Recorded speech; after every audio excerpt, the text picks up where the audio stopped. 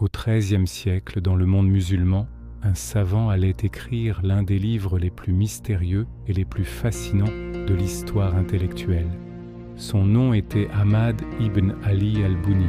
Aujourd'hui, peu de gens connaissent ce nom.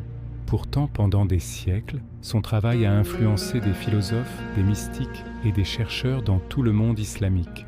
Al-Buni serait né vers la fin du XIIe siècle dans la région de Béjaïa, en Afrique du Nord. À cette époque, Béjaïa était l'un des centres intellectuels les plus importants du Maghreb. La ville attirait des savants venus de toutes les régions, mathématiciens, juristes, astronomes, philosophes et théologiens. Dans cet environnement riche en savoir, Al-Buni grandit entouré de livres, de débats intellectuels et d'enseignements religieux. Très tôt, il montre un intérêt profond pour la connaissance. Comme beaucoup de savants de son époque, il commence par étudier les sciences religieuses, le Coran, le droit islamique et la théologie. Mais son esprit curieux ne se limite pas à ces domaines. Il s'intéresse également aux mathématiques, à la philosophie, à la logique et à la linguistique. Pour lui, comprendre le monde signifie comprendre les relations profondes entre les choses. Au fil de ses études, Al-Buni développe une fascination particulière pour un sujet très spécial, la relation entre les lettres, les nombres et la structure de l'univers. Pour beaucoup de gens aujourd'hui, cela peut sembler étrange. Mais au Moyen Âge, de nombreux savants pensaient que l'univers possédait une harmonie cachée.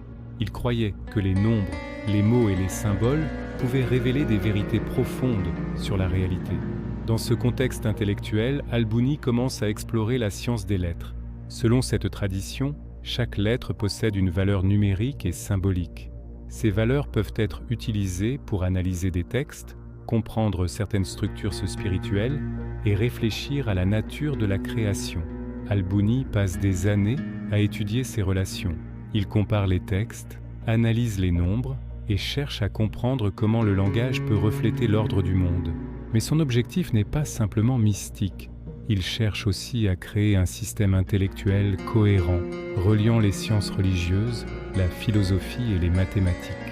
Cette recherche va aboutir à l'écriture de son œuvre la plus célèbre, Shams al-Ma'arif. Le titre signifie « Le soleil des connaissances ». Ce livre est l'un des textes les plus célèbres de la tradition ésotérique islamique. Il rassemble des réflexions sur les lettres arabes, leur signification symbolique et leur relation avec les nombres. Pour Al-Buni, les lettres ne sont pas simplement des outils pour écrire des mots. Elles représentent aussi des éléments fondamentaux de la création. Dans son livre, il explique comment les lettres peuvent être étudiées pour comprendre les structures profondes de l'univers. Il explore les relations entre les nombres, les mots et les concepts spirituels. Mais il parle aussi de philosophie, de théologie et de réflexion intellectuelle. Ce qui rend son travail particulièrement intéressant, c'est qu'il mélange plusieurs traditions de pensée. On y retrouve des influences de la philosophie grecque, de la théologie islamique et des sciences mathématiques. À l'époque, cette manière de penser n'était pas considérée comme étrange. Au contraire, de nombreux savants pensaient que toutes les formes de connaissance étaient liées. La philosophie, la science, la religion et les mathématiques faisaient partie d'un même effort pour comprendre la réalité. Le livre d'Al-Buni va rapidement circuler dans les cercles intellectuels.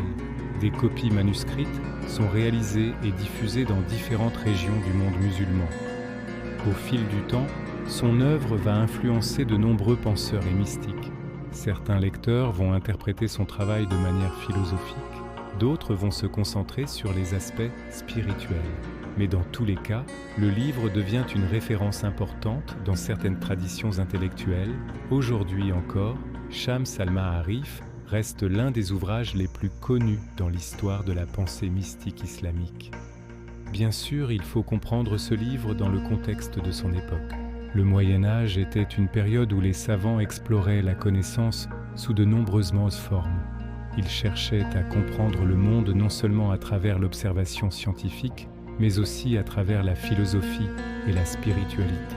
Al-Buni fait partie de cette tradition intellectuelle complexe et fascinante. Il représente une époque où les frontières entre les disciplines étaient beaucoup moins strictes qu'aujourd'hui.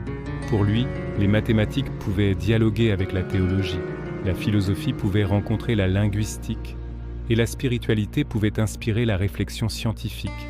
C'est cette vision globale de la connaissance qui rend son travail si intéressant pour les historiens. Elle montre comment les savants médiévaux tentaient de comprendre le monde dans toute sa complexité. Même si certaines de ces idées peuvent sembler étranges aujourd'hui, elles témoignent d'une époque où la recherche du savoir prenait des formes très diverses. Et elles rappellent aussi que l'histoire des sciences et de la pensée ne s'est pas construite uniquement en Europe. De nombreux savants du monde musulman ont contribué à développer des idées nouvelles, à transmettre des connaissances anciennes et à enrichir la réflexion intellectuelle. Al-Bouni fait partie de ces figures souvent oubliées. Son travail nous rappelle que la curiosité humaine peut prendre des chemins très différents. Certains chercheurs explorent les étoiles, d'autres étudient la médecine ou les mathématiques.